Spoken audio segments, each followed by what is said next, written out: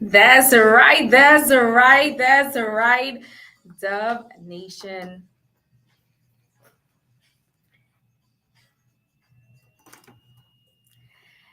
That's right. That's right. That's right. Dove Nation and yesterday's prize listeners and audience everywhere. We're super excited for you to be joining this show. And listen, you know what's happening today. We're having an explosive conversation on all things value. First off, I don't know what you are doing right now, but you need to be making sure that you are grabbing yourself some wings from Miss Nats so that you can eat good, feel good, and be good so that you can enjoy the conversation today. I have a very special guest that is going to be joining me. And listen, it's virtual, so you definitely want to go over on our Facebook page, Dove 103.7 FM, so you can watch live, as well as you want to, if you want to listen from anywhere on any device, you can listen at dove103fm.com. If you are on YouTube and you like a YouTube view, you can go at Draya Blooms on YouTube.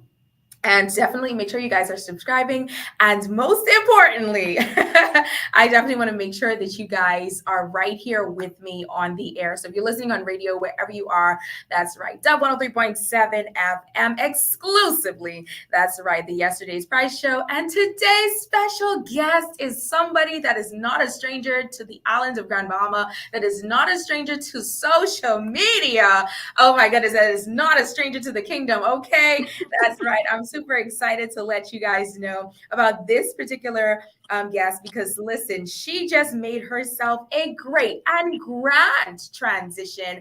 And let me tell you something, okay? This is going to be an amazing show because it is called The Cost of the Leap. Have you had to do something out of obedience unto God and then all of a sudden it just changed? Like the time and the season changed. And listen, you had to follow a next instruction that may just make you feel like, Lord, what is it that you want from me, Father? But nonetheless, I'm super excited to introduce to the show today. Oh my goodness. This is a wellness and nutrition coach. She is Yahweh's daughter, most importantly. I want to introduce everyone to Miss Coach Chryshawnda Adams. Let everyone know that you're in. Are you there? Okay. Hi. Hello. So, Miss Coach Chryshawnda Adams, she's on, guys, and I definitely want to make sure that you guys can hear her very clearly.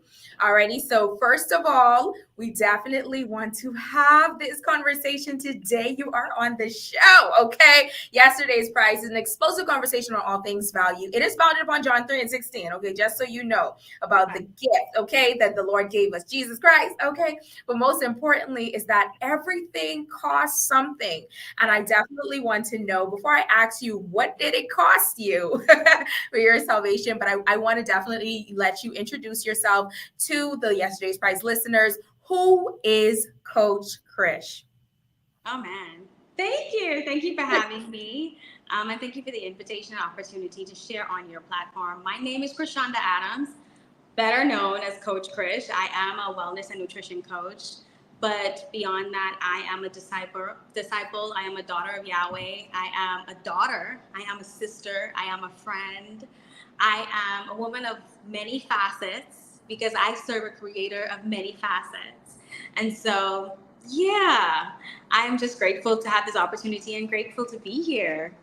Oh my goodness. Awesome. Amazing. So first off, okay, so we know who Coach Krish is, but most importantly, we definitely want to know, what did it cost you when it comes to your salvation? Because like I said, it's built on John 3:16. What do you feel it costs you, when it comes to your salvation? Because let them know that you're a believer. Okay, that's number one. What did it cost me to be saved, you mean? Yes. My Yes. salvation? Yes. And I mean, following Christ, as the Bible states, following Christ means dying to self. So it costs you a whole lot of things. It may cost you relationships. It may cost you your own desires, your own ambitions. It'll cost you a whole lot of things to follow Christ. The same way he had to take up his cross and for us and die for us and sacrifice things. There's so much things that you have to sacrifice in order to actually follow Christ. And so it cost me a lot. It cost me a lot of things. And I think I would sum it up to say it cost me to die to myself.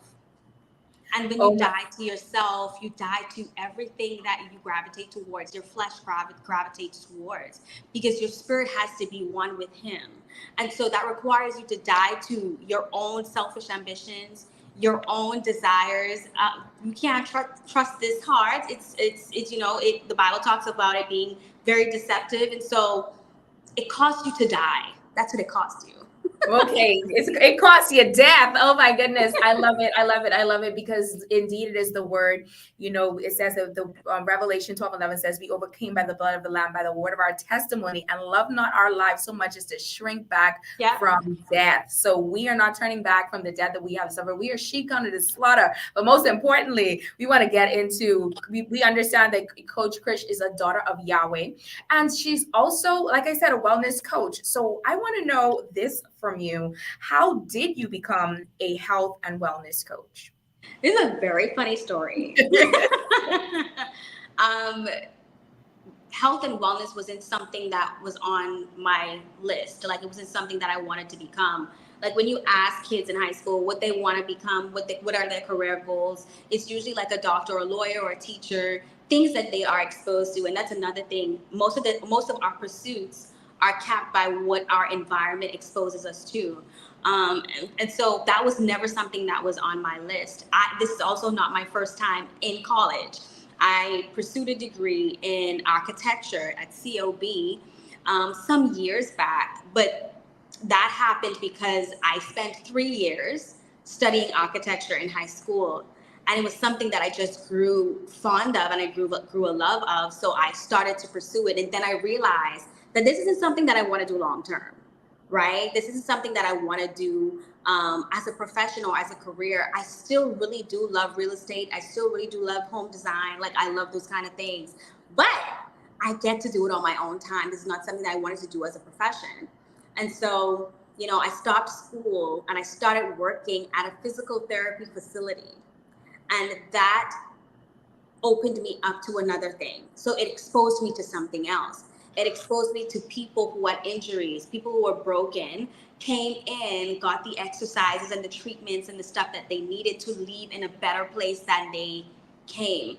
And I think that even that mind frame and that mindset was something that was innate to who I am. Like, I always wanted people to leave better than they came into my presence. Like, I always wanted that. And so, I'm like, I think I like this. Like, I want to pursue this. This is something that I want to do. So initially, it wasn't about being a health and wellness coach. It was about being a physical therapist. And this is just how intent Yahweh is about our journeys and about our past, and placing us exactly where he needs us to be, to expose us to exactly what he needs us to be exposed to, so that we can make the decisions and the path that he orchestrated for us, to walk in the path that he's orchestrated for us, to be exactly where he wants us to be. And so, I signed up to pursue a degree in kinesiology, because if you're becoming a physical therapist, you have to take up a science. Kinesiology is basically, for those people that do not know, I would say basically exercise programming or exercise science. That's what it is. So you get to study the whole body, and you get to study how movement and mechanics help the body to become better, right? So you get to study those kinds of things. And so I pursued an associate's or a diploma in kinesiology in Canada. And while I was pursuing that, I realized that they weren't just really showing us how to, do exercises or create programs and stuff like that to help people move better. It actually opened me up to realize that it's more than that. You have to cater to the whole man. You have to cater to the whole athlete, because I say athlete because most kinesiologists work with athletes. And so most of my journey was about, catering to the whole athlete, right? And so we had to learn about the mind. We had to learn about the entire body. We had to learn about them emotional wellness, like how to take care of the whole athlete, because we are created mind, body, and spirit, right? And so if one aspect is malfunctioning, then you probably won't be able to manage the other areas well, right? And so it opened me up to, that aspect of it. And once I graduated and I pursued university, I wanted to go to university. I applied to go to university, got in, but it was so costly and I couldn't afford to go. And I said, God, I can't sit on everything that you've given me. I can't sit on all the knowledge that I have. And that's how I ended up pursuing a certification in wellness and nutrition. Mm. Not only that, I also struggled with gut issues. And Wow. so that helped me also heal my gut. There were certain things that I couldn't eat without throwing up, or there were certain things that I couldn't eat without feeling nauseous, because over a period of time, I spent so much time eating processed foods, so much time eating fast foods, all that kind of stuff. We don't realize how much of a toll it takes on our bodies until the end game, until later on down, because we don't feel the effects of it right away. But it's actually breaking down your gut flora. Like, it's breaking down the walls of your stomach, because these things aren't necessarily, they're not supposed to be good for you. Like, they're not necessarily good for your gut. And so those are the few aspects that I would say helped me to actually pursue the wellness and nutrition field, because you know there are certain things I wouldn't be able to do unless I've seen the results myself. Yahweh will take you through the journey. He will take you through it first, so that when you actually he puts you in a place where you can serve others and help them, how it's helped you. You have history. With this. And so, a lot of my journey also played a role in it as well. Wow, wow, wow. Oh my goodness. Now you said share the journey. And with every journey comes challenges. So my question to you is, as a wellness coach and believer, what are some of the challenges you had to overcome both personally and in your business? Because you have made it a business. You have been gaining clients from this, as a Mm-hmm. wellness coach, teaching, training, and also I see those recipes. So definitely. So I want to know how are you able to overcome those challenges, both personally and in business, to get you to this point? I'll go back to the journey. I think as a believer, because you said as a believer and a wellness coach, I think they both go hand in hand. I think that as a believer, it is our mandate to live well. Because if you look in the Bible at people who Yahweh had called, people that he had um, given instruction to do certain things, most of them didn't complete the assignment well because of other things that they had going on. Let's take Saul, for example, right? Saul had issues. We know that he had issues, maybe abandonment issues, maybe rejection issues. But all of that flustered up a sense of pride that caused him not to complete the assignment well, right? And so I think that it is a mandate for us as believers to live well, so that we can complete the assignment that Yahweh has given us in the earth for his kingdom well. It's important for us to do that. And so I think that's what this is for. I always um, relate my journey abroad to boot camp. I always tell one of my best friends, I'd be like, this feels like boot camp. That's what it feels like. Because more than gaining knowledge to serve people, I feel like it was also a servicing of myself. It was also a transformation, a transformative experience of myself. And so the challenges I faced was also healing. I had to heal my own wounds from trauma, from all those kinds of things. Like, those are the things that I had to go through. Again, talking about eating well, healing my gut, eating well, moving more.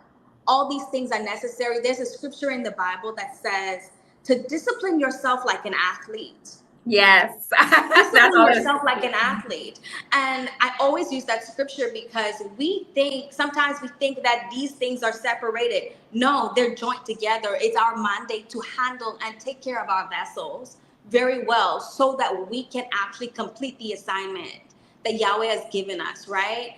And so, firstly, I would say that. And then, yeah, like being abroad, I had to deal with my emotional struggles, the separation from my family and friends. Even that was sort of like a challenge for me.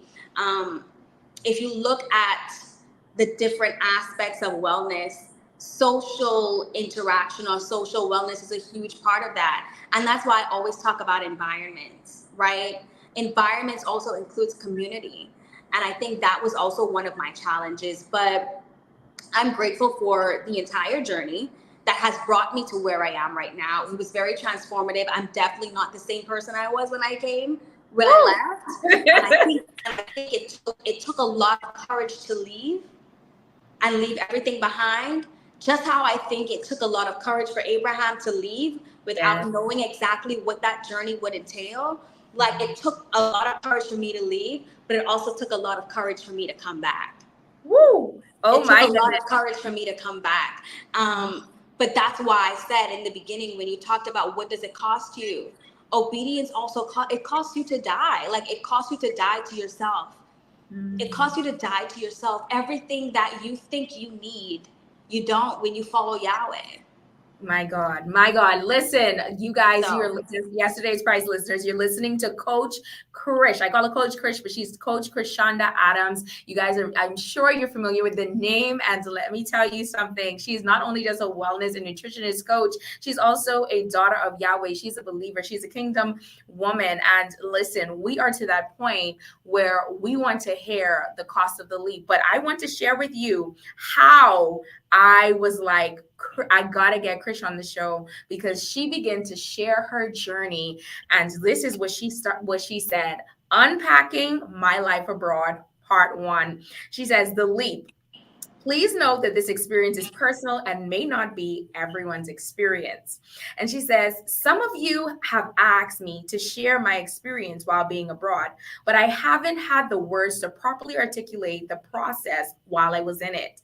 Every time I tried, I just couldn't. I'm one of those people that have to make it through the process and then assess. That's right. I'm not the one to unpack on the way. I had to keep moving. I had a job to do and an assignment to complete. I felt I was bracing my core for a lift. Fitness terminology. Now I can finally exhale. So here goes. I moved to PEI, Canada. That's Prince Edward Island, in 2019 to attend college where I earned my diploma in sport and recreation management. With a specialty in kinesiology, Canada wasn't my first choice. I hate places where it was where Yahweh sent me. He confirmed it through two different people. This journey was a leap of faith from start to finish. I didn't have a ton of money, wealthy parents, or a connection to get me through the door, just faith and favor. With about $800 in my pocket and a partial scholarship, I set off on a journey I didn't know would change and shape me in the way it did, leaving all I knew behind. It was hard, but I wouldn't trade it. The amount of money I had wasn't even enough to secure my school housing or pay the balance for my tuition. Me being the upfront person that I am, tells the housing director that the room I applied for, I just couldn't afford. She says to me, it has to be paid for anyway, so you should just move in. So I did. I also attended classes with no assurance that I would be able to pay for tuition. That year, Dorian hit home. And long story short, I was one of the people who was awarded assistance from the Life for Key Foundation. I call it a tragic blessing with respect to those that lost loved ones during the storm. I didn't have to worry about the rest of the year as far as tuition was concerned, but I still couldn't afford housing. That semester, I had an incident with a resident life coordinator that resulted in his dismissal and me being offered his job. Bear in mind that this job isn't offered to first years. That wasn't my intention, but that position saved me from paying for housing for the remainder of my time there. My final year, I ran for student union president and won. That position came with compensation that I wasn't aware of until I got in. I used it to cover my tuition that year, and the favor was being attached to roles and positions that Yahweh would allow me to be in. The same way he did Joseph in Pharaoh's palace. Sometimes he won't send anyone to give you anything. He'll just put you in the room, give you the position or opportunity that has everything you need attached to it, not just tangible or financial needs either. To the stretching, growing, equipping that comes is also a part of it. At this point, Yahweh was creating a series of receipts that he knew I would need later on. And if you'd like to read more, proceed to the next post. Well, we don't need to proceed to the next post because we got Coach Chris right now. I'm in a living color, and she's going to tell us what did it cost her to leap. Go ahead. What's interesting is I did not expect you to read that whole thing. But what's interesting is you sparked that. I mean, along with Yahweh that told me to document it, because I documented that months ago. But I remember that there was a post I did a while back, and you said, tell us about the journey. And I remembered that. So I think you also helped to like spark that momentum of sharing the journey as well. Which is so interesting because now I'm here talking to you. But yeah, when I went to Canada, I didn't have everything. I didn't have all the money that I needed. I didn't have the funding for housing. I didn't have a lot of things in place, but I knew that Yahweh was sending me. I knew that I was sent because, of course, like I said, he actually confirmed it through several people that's where he wanted me to be.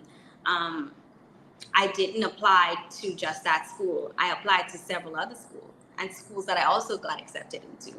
But that's where Yahweh wanted me to be.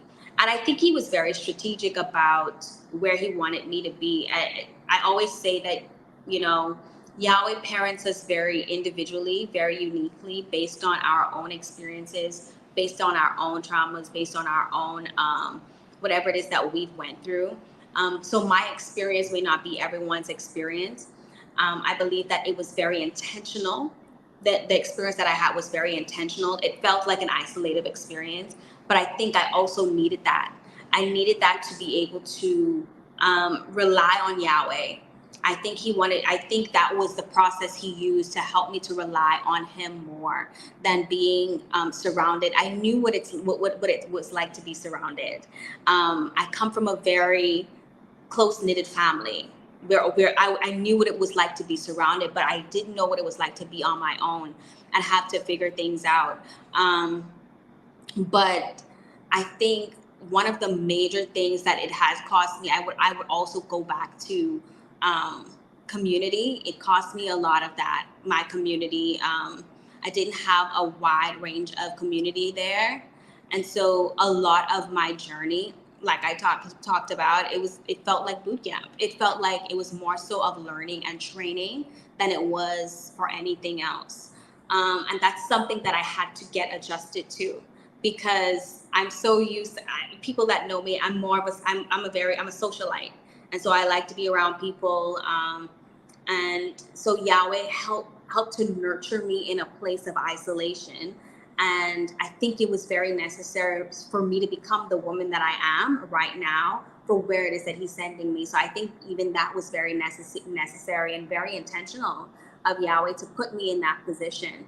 But yeah, I think that obedience is costly in every degree. Wow. I think obedience is costly in every degree, because most times when we are obeying an instruction, it's never something that, hey, I definitely want to do this. It's never really, I want to do this. When your parents tell you to do something, it's like, I don't really want to do this, but out of obedience, I'm going to do it because I know that there are repercussions that come after if I'm not obedient, right? Mighty And God. so, I think on a grand scale, it's it's costly. It's costly. So My God. So listen, now yesterday's prize listeners, I want you guys to hear some key points that she made about, what it costs to leap.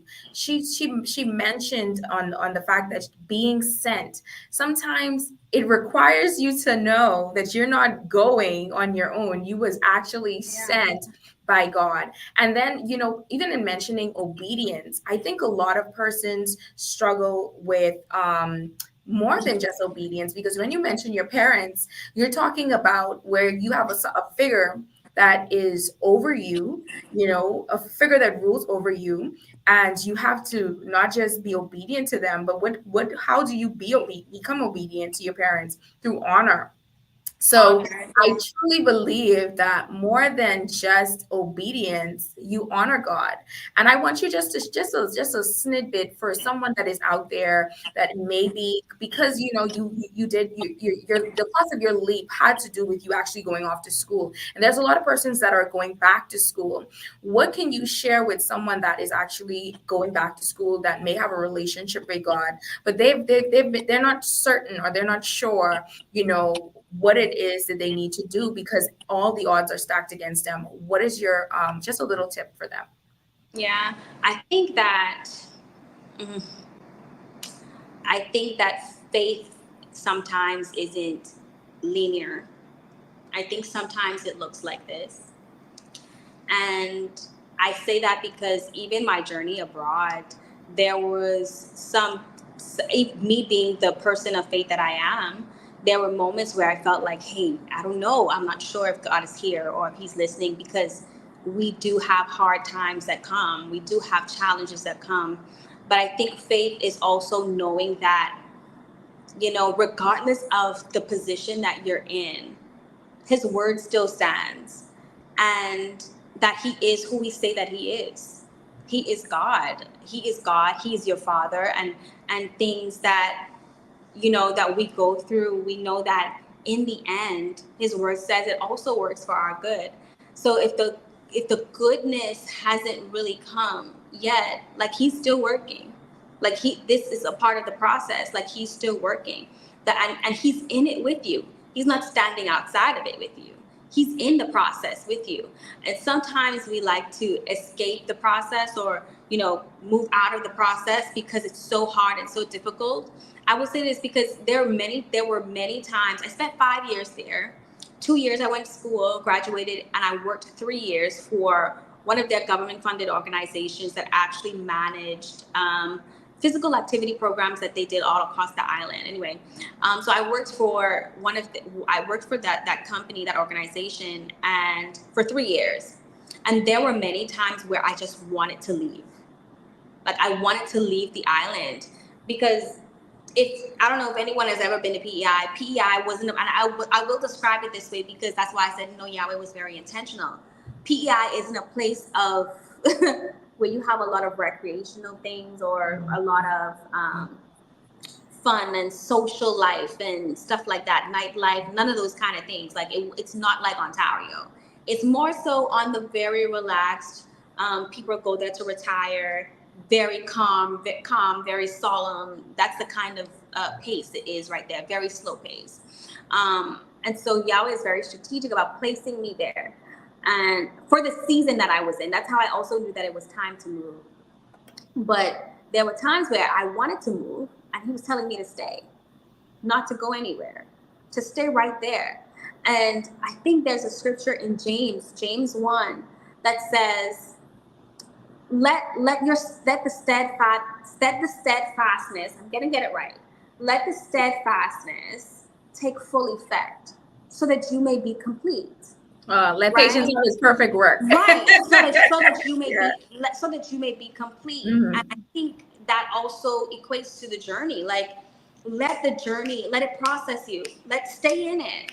Stay in it. Don't move. Stay in it, because it's actually forming you. It's actually shaping you. It's actually creating you. And the end says, so that you may be complete and lack nothing. Nothing. Yes. And lack nothing.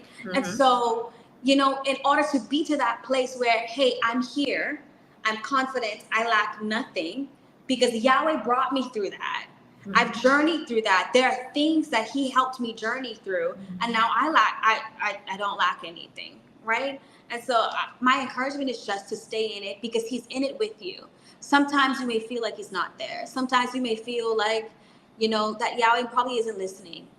But every part of my journey was necessary, whether I thought He was there or not. Like, every part of the journey was necessary, and now I know that Yahweh never slumbers. He was with me the entire time. Like, He Wow. was with Wow. me the Wow. entire time. And so, stay in it. I was that's my encouragement. Just stay in it. um Stay in it. Stay and in and also it. and also, if I could encourage, this is something that I wish I would have done a little bit more, is, kind of call on my community. See, I'm a very I don't know, I think I'm a very isolated person sometimes. Like, if I'm going through something very hard, I kind of draw back. And it's not an indictment on anybody, it's not You anything don't like want to be a that. burden It's on just, anyone. no, I don't even think that way. It's just the way that I function. Mhm. Like, I have laser focus when I'm doing it on my own. Right. Too much, but I feel like if I had leaned more on my community, I think I would have been better emotionally. Wow. Wow. I think I would have Listen. been I think I would Well, have been better emotionally. But that's something I take from that journey. That if you are going through something hard, if you're going through something, find a few people that you can rely on, that you can count on, or people that you know that are there, and call them up or let them help you. Like, call on your community a little bit more. I think I could have done that much more. oh my goodness. Well, yesterday's prize listeners, this is Coach Chryshawnda Adams, and she's a wellness and nutritionist coach. And listen, one of the things that, and one thing that you may actually know about her is that you can find her on social media, especially Facebook. That is one of the ways that I'm always connected with Coach Krish. And one of the things that I want to bring to you is this particular thing that you are, I would consider you, whether you believe it or not, a social media influencer. Because most of the times your posting is considered very wise. So if you if you need some wisdom, God definitely gave Christian with some wisdom. So my question to you is, and for those of you who are listening and you wanted to answer, it was to stay in it. Whatever it is that you're going through right now, when it comes to you about to function or move into the transition or the time that God has for you to move, do anything, whether it's schooling, work, new career, whatever it is, stay in it. The journey is definitely 1,000 miles we got. 1A.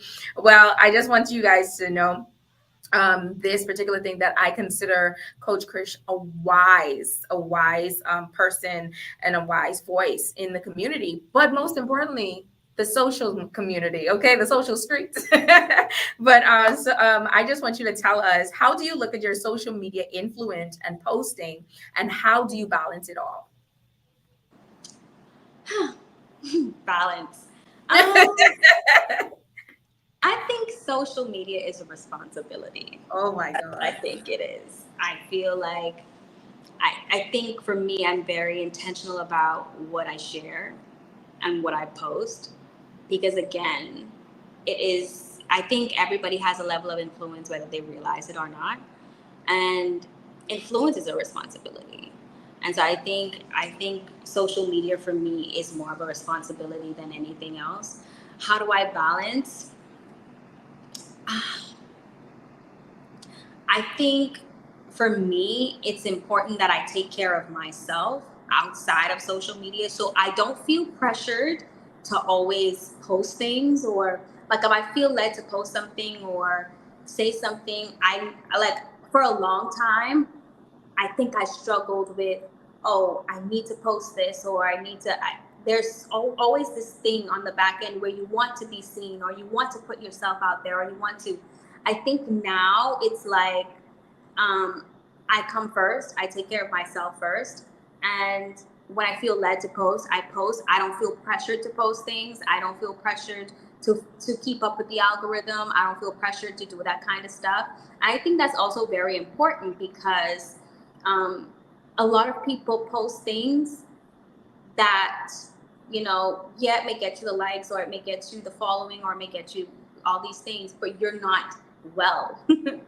Right? And you're not well. And I think one thing on my journey that taught me that, especially coming down to the latter part, where I started to struggle very, very much struggle mentally and emotionally. I'm very intentional about being the healthiest version of myself. My health always comes first. And so when it comes to balance, if I feel like I'm not doing well, I don't feel like I need to put myself out there. Like, I need to do this. Like, it's not my bread and butter. Right. It's not my bread and butter. And so I think balancing it all is relatively kind of easy for me now. Um, it's because I don't place all my entire identity, or everything that I have in what I post. I think that's what has helped me. That's Oh what has my helped me with goodness. social That's media, because a lot of people get their identity, or a lot of people get validation and a lot of things from social media. I was one of those people, but I think having to journey through what I went through, and come out on the other side, I think it has taught me that, hey, this is not this is not my bread and butter. It really isn't. I think if a lot of people would get that, it will be much more easy for them to balance. They don't feel like they're missing out on something, or they don't feel like I'm getting so much validation from here, or I'm not, that if I don't post this, or if I'm not seen, or if I'm not, that I'm not worth it. But you are, whether you post or not. You are whether you post or not. And so I think okay. that's So the whole thing. That's the thing about balance. But like I said, beyond that, social media is a responsibility. So, like, be very careful about the things that you post. So like I said, everybody has a level of influence, whether they realize it or not. And so it's a response. We're responsible for what we say. We're responsible for what we share. We're responsible for the things that we post on social media. wow. So one of the things that I want to say, so there are people that actually do use social media as their bread and butter. So what about those persons? What advice would you give them, even if they need to make sure a step back, if they need to be well? Hmm. I think it could be the same thing, to take time away if you need to. I feel like I don't think social media should be your bread and butter. That's first. I don't think it should be um, your bread and butter. I think that you know you should come first. And if you feel like your health is at risk, or if your emotional well-being or your well-being is at risk, take some time away. It's okay. You can do that. You can do that. The people are going to be here when you return. They're going to be here and even if it is your bread and butter, the people are still going to be here when you return. And so if you need to step back or take some time away, do that, and then come back. It's important that we manage our time and manage our well-being. I think that's important. And so even if it's like, okay, set a time for you to come on social media maybe 2 or 3 times a week. If you feel like lessening the amount of time you're on it will help you to be in a better place mentally and emotionally, then do that. I think I've done that before, where there was one point where I would post every day, because we trying to gain the visibility. I know about all those things, right? Especially if you are in the marketing and in the business, you want to gain the visibility, so you have to continue to post so the algorithm picks you up, all that kind of thing. And so I remember I used to do that as well. And there are some people that do it, and they do it really well, and they are also in a really healthy space. But if you are Mm, not, and you do need to take some time away or take some time back, that's okay. That's okay. The people are going to be here when you return. And yeah, you wow. won't lose parts of yourself if you have to take a step back. My goodness. And if Listen. you have, and one thing, and if you have to take a step back, I think that I feel like Yahweh is not short on resources. I think that there's so much things that we can do, that brings us joy and also serves others. So also, look into those kinds of things as well. Wow, wow, wow. That's amazing. That's amazing. So, listen, I was trying to get my attention down here, but I just want you to know that you mentioned community, and you said you would have wished that you would have leaned on your community a little bit more in a particular season, and you also talked about, and I think that was great advice to the persons who actually do use social media as their bread and butter, because some people don't know how to navigate, removing themselves and stuff like that. But one of the key things that you said was the people that are actually thriving in their posting, they're actually well, they're well within. Yeah, there are some people that do that. Yeah.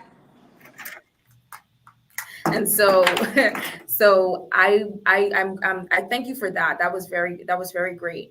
But you mentioned community, and I love the fact that you said you wish you would have leaned on your community a little bit more, because my next question for you is that one of your wellness lifestyle is an open expression of your friendship, and I love to see it. How important is friendship as a believer to your wellness and health? I think friendship is so important. I think for a long time, culturally, we undermine it and we focus a lot more on either romantic relationships or other things. But at the basis of every other relationship is friendship. I don't think friendship is just a title, I think it's a role. And what happens when you have a role? There's a job description, there's a role description, right? And so everything that you want in a friend, you probably also want in a spouse. You want security, you want safety, you want to be seen, you want to have the aspect of belonging. Like you want to have those kinds of things. And so for a long time, people undermine it, but at the basis of just about every relationship or healthy relationship is friendship. It is friendship, even siblings relationship, your brother or your sister. The basis of a healthy relationship, the character that it takes to be a good friend, also is the character that you need to be a good brother or sister. You know what I mean? And so I think friendship is at the basis of most relationships. That's why I think it's so important. And it's so dear to me. It's so interesting that you say that. And I was talking to my friend this morning. I was like, this topic follows me everywhere. Like the topic of friendship follows me everywhere, and I think it's because I also have high value for it. I have a very high value for it because, like I said, you know, I made a post a while back. I was reading this book. I can't remember the book's name right now. I can't remember it right now, but it's by Drew Hunter. You'll find a friendship book by Drew Hunter, and it's a Bible-based friendship book. And he talks about how Jesus died for his friends. Yeah. That's how important friendship is. Okay. That's how important friendship is. And so, I think friendship on a wellness, on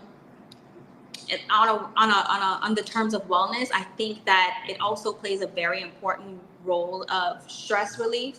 When you're going through something, what do? You pick up a phone and you call a friend.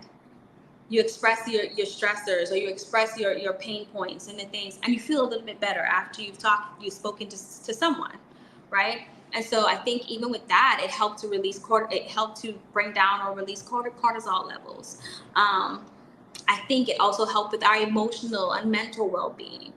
I think I mentioned this earlier in this interview, that if you look at the wellness wheel and the different facets of what actually makes us well, relational and social wellness is right there. It's right there. It's a part of it. It adds so much value to our lives. It adds so much value to our lives and brings us so much joy and peace. I follow this lady. Her name is Danielle Bayard.